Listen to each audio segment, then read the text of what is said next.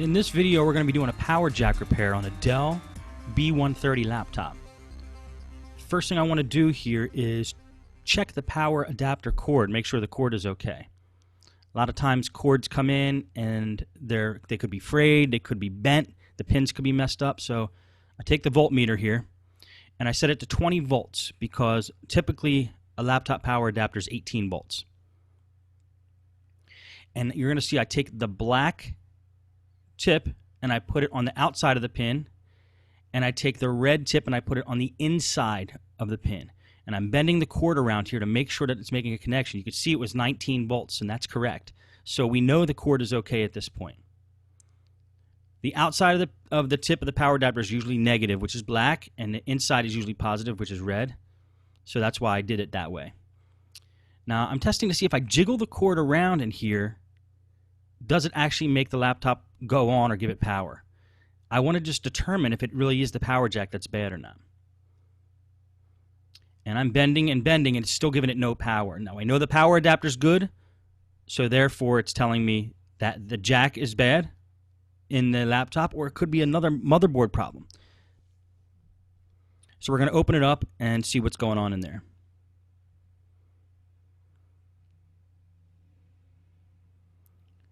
I usually put a piece of foam down when I'm working on laptops just so I don't scratch the surface when I flip them over. That piece of foam is from, if you buy a motherboard, normal like MATX motherboard, that's usually the piece of foam that comes in the box, and they're great for working on laptops in this case. Now what I want to do is start taking out components. Like you see, I just pulled the battery out. Now I'm going to pull the RAM out, the wireless card out. Then I'm going to pull the hard drive out as well. Now, the reason I do this is I want to get everything out of the way. See, I'm going to be working on the motherboard. So anything that's attached to the motherboard or touching the motherboard that's going to be loose, I want to get it out. So the first thing I do when I do a power jack repair is I just take all the components that I can out of the computer. Now, in this case, there's a little flap there. You see I lifted that flap up. It revealed the heatsink, which sits on top of the processor, so I could take that off as well. Sometimes you can't get to the heatsink until you open up the laptop all the way.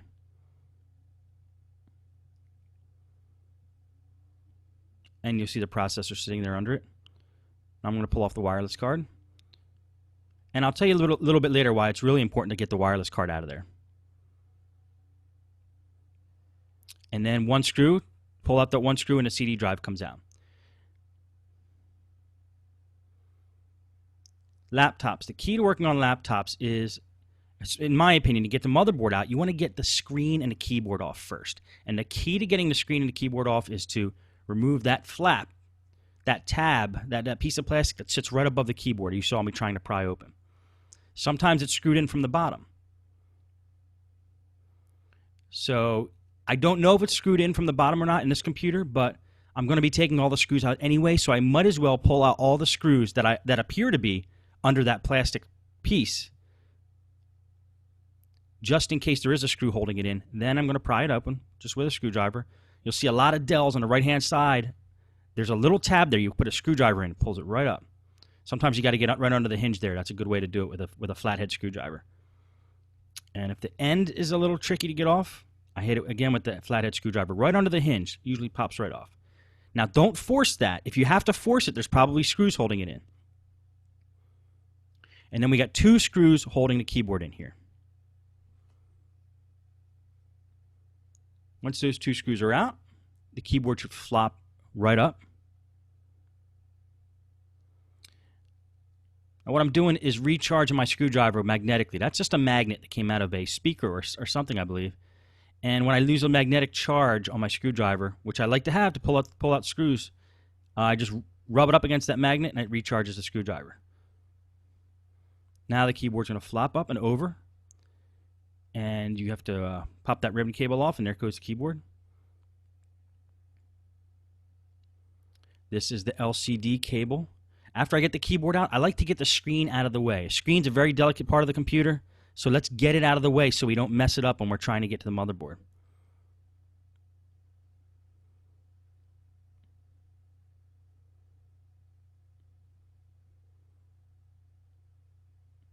So you want to pull out any connectors that are attached to the motherboard. This could be ribbon cables, this could be battery connections, this could be like trackpad connections, which I'm pulling out here. You don't want any of those ribbon cables attached to the motherboard, because when we pull the top plate off, those ribbon cables might rip if they're still attached. Now, in this particular computer, it's a little out of the frame. Okay, we're going to put it in. There's 2 screws holding the monitor in. These screw right into the hinges, and it keeps the monitor screwed right into the hinges.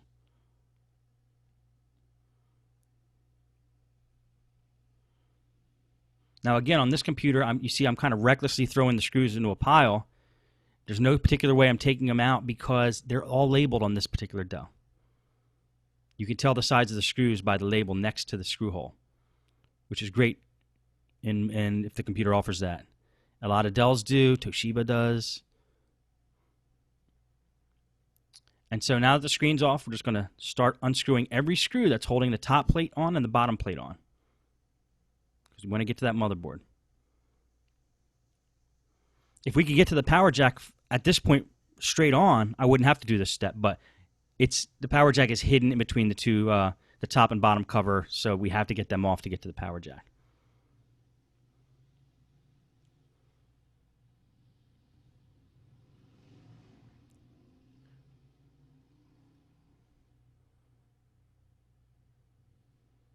Now I'm just pulling every screw, every place I see a screw hole, I'm taking that screw out of the bottom case.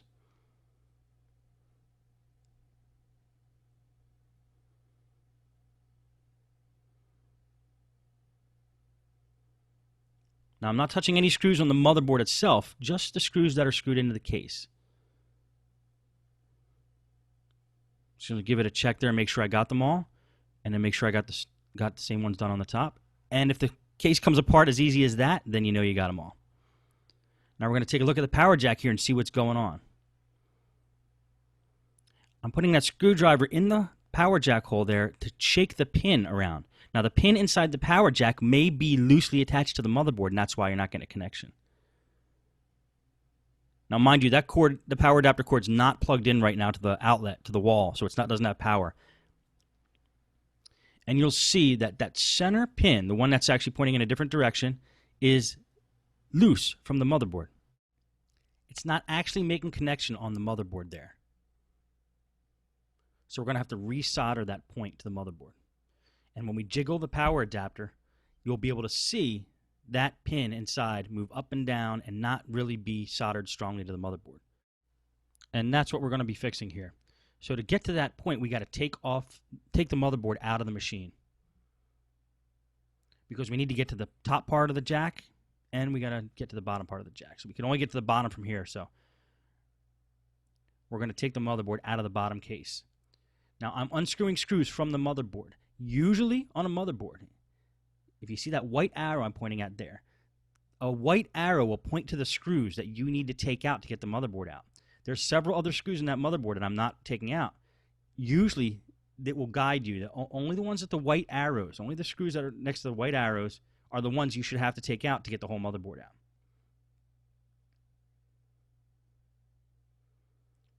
So you'll see I didn't need to take the fan off or the PCMCIA slot or a couple other things, just because I followed the white arrows and just took those 4 or 5 screws out that kept the motherboard in. Now that the motherboard's out, we're going to operate here. We're going to fix that power jack using a special technique that I do. But first, since we got the motherboard out, we're going to hit it with some compressed air. That was time-lapsed right there. I actually took it outside and I blew all the air out. There's a lot of dust that accumulates in that fan, and now that you have access to it, you might as well take advantage of that and just blow it out.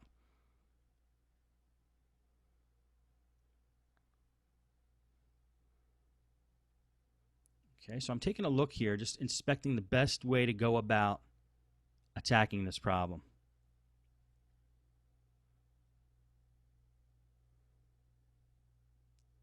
And I'm just going to get some materials here, like a soldering iron. That's just a typical 15-watt Radio Shack soldering iron that I'm using. And I'm going to pull some other tools out here. I'm going to get a file. And the first thing I'm going to do is I'm going to file off a spot on the motherboard where I can reattach the power jack. See, what we're going to do is a technique that I like to do where I use a wire to reattach the power jack to the motherboard. I use a wire because it has flexibility and it won't be as brittle as attaching the actual pin from the power jack straight to the motherboard. They have a tendency, if it breaks once, it's going to have a tendency to keep breaking. So we're going to use a technique here where I use a wire in place of the actual post, the actual pin that comes out of the center of the back of the power jack. The first thing I need to do is scuff off, file down a bare spot on that motherboard where that pin actually attaches to, where the power jack pin actually attaches to.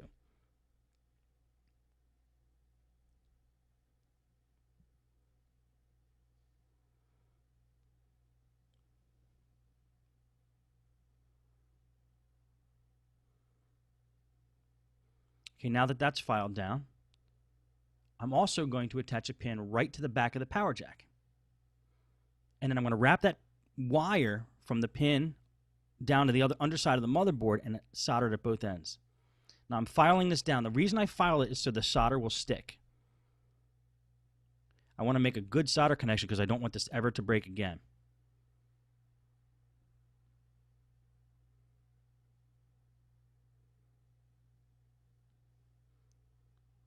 There's the solder. The soldering iron should be hot enough. Now, I'm not a soldering professional, so my techniques might not be by the book, but they work for me, and that's why I'm going to show you what I do.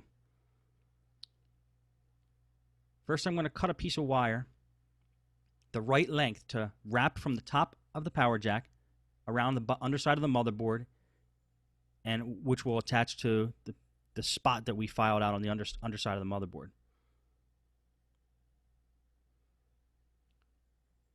And that length of wire should do it. Now what I'm going to use here is a little device called Helping Hands I got at Radio Shack. It's actually missing one of its alligator clips, so it's actually a helping hand, but it'll work for what we're doing. And all it does is it allows you to hold things while you work on them. It's like an extra set of hands. Okay, what I did there with the helping hand was solder both ends of that wire, which I didn't catch on film, but I'll show you afterwards. And then I just put a dab of solder on the back of the power jack there, on that spot I was filing, right at the back of the power jack, that pin. It's the positive point. The whole outside of that power jack, the metal on the outside, is negative. That's ground, your ground connection. And my hand's in the way, but you'll see the finished product. I will hold it up to the camera. I just soldered that wire to the back of the power jack. And then I bent it around the underside of the motherboard. And now I'm going to solder it to the point that we filed down on the underside of the motherboard. Now that point on the underside of the motherboard, which right now I'm attaching, I'm just putting a little drop of solder on it. And then I'm going to just take the wire, which also has solder on the end of the wire already, which I did with the helping hands. I'm just going to melt that point onto the point of the motherboard where I just dropped a piece of solder. Now that point on the motherboard that we filed earlier, you need to make sure that that point is the exact spot that the pin from the power jack actually connects to on the motherboard. You can't just connect it to any spot on the motherboard. It has to be, you have to find out where that pin on the power jack goes to on the motherboard, and then you have to attach the solder or the wire to that point, which you'll see right there. Now I'm going to freeze frame that. Now notice that wire is attached to the motherboard right where that pin comes through the underside of the motherboard. It's essentially the same contact point. That's very important. You could tell it's the same contact point because of the light green color. Well, now that that's connected, and we tested with the pliers to make sure it was a strong connection, the soldering is essentially done. Give it a little tug, make sure it's secure. And you'll see that basically what we're doing here is bypassing the pin for the power jack with the wire. It's better to use a wire, in my opinion, because of the flexibility, like I said before.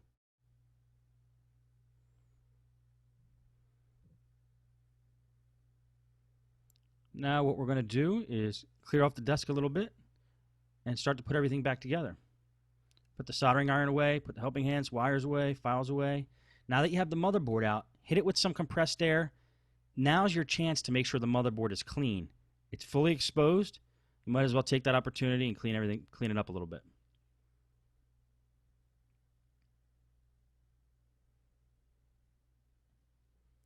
And we're going to take the bottom case. We're going to slip the motherboard back in.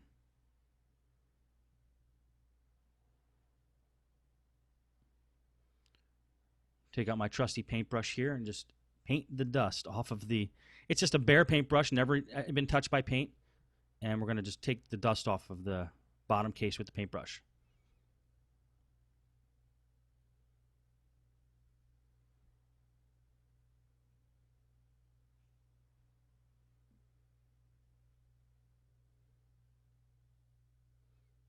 Okay, you want to make sure you get the motherboard lined up properly. And if you notice anything else on the motherboard that you need to do before you put it in, now's the time. And what I'm doing now is, as I was eyeing it up, I saw that there might be some metal in the bottom part of the case that might hit that wire that we just attached. So I'm going to take a piece of electrical tape, maybe two, and cover up the exposed wire that we just attached, just in case there's a ground point on the bottom part of the case that would hit it and cause a short circuit. So we're basically insulating the job we did. Now we have to do that sometimes because using the wire, because that's not what was originally in the machine, it might jut out a little bit and make contact with a piece of metal, you know, in the bottom case or somewhere else in the machine.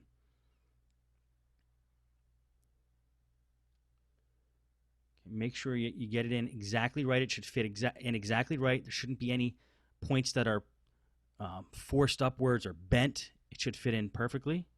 If it's not, find out why. Like for this example, there's a connector that's under there that needs to come up on the upper side of the motherboard rather than sitting on the underside of the motherboard. And once it's in there solidly, it's time to screw the screws back in. And remember, the screws go where the white arrows are.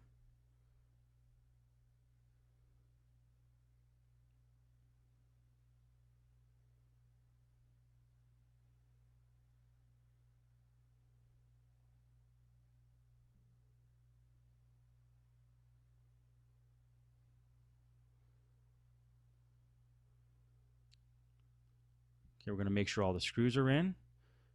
I'm just being very careful here. This is the point where you have to be careful. You're using all the original screws.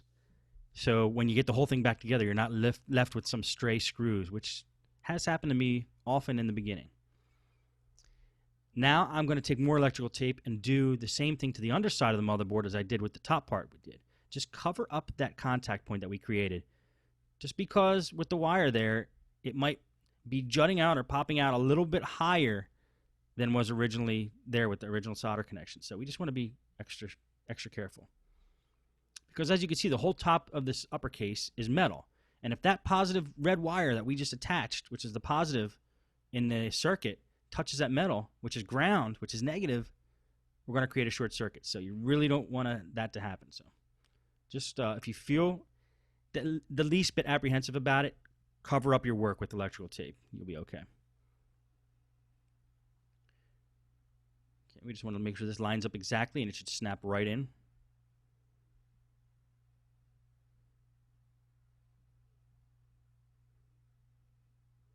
I'm going to pull that one wire through, which is actually the wireless card wire.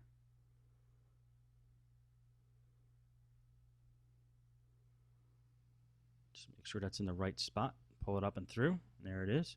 The whole case snaps back on. And there's my pile of screws. Time to just put them all back.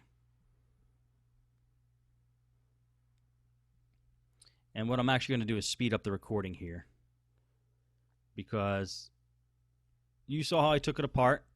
You use the same screws to put it back together. You don't need to watch it in real time. It will probably get a little boring. And very important, as you can see what I was doing there, attach all the ribbon cables that you unattached in the beginning. Like the ribbon cable that goes to the touchpad. That needs to attach to the motherboard. And any other ribbon cables that are there.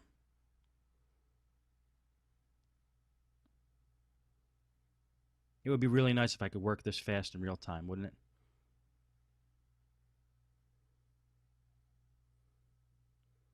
Put the heatsink back on.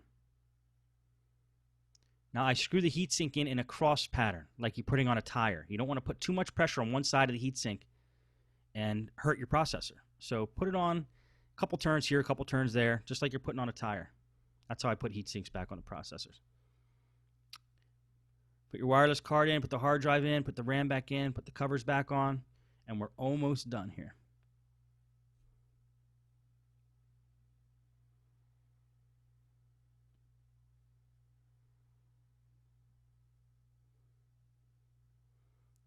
Make sure you get all the screws in, put the CD drive in, held in by one screw.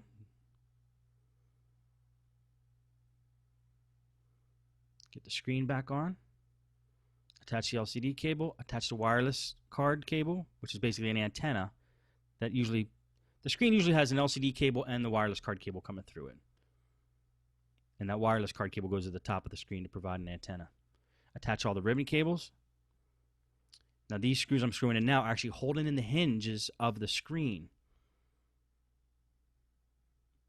I couldn't put these in until I actually had the screen in, otherwise there would be no threads. The hinges actually have the threads in them. And now that that's tight, put the keyboard back on. Make sure it's attached properly. Put the two screws on that hold the keyboard on. Then snap that panel back into place, which we know doesn't have any screws holding it in from the bottom. We know that now. Make sure it's in tight. Make sure that it fits in exactly how it was when you first took it apart. And there you have it. Now let's test it out. Plug the power adapter in.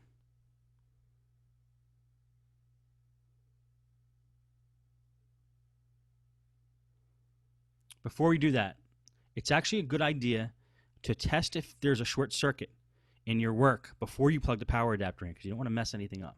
So I'm taking the red there, I'm attaching it to the center pin of the power jack, and that black connection is actually hitting a ground point on the other side of the computer, which you can't see.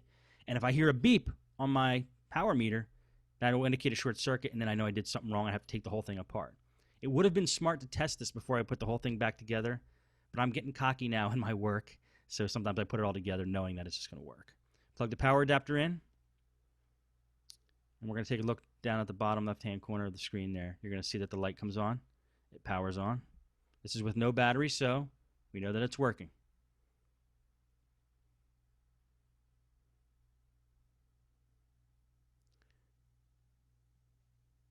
And that's how you do it. A power jack repair on a Dell B130 laptop.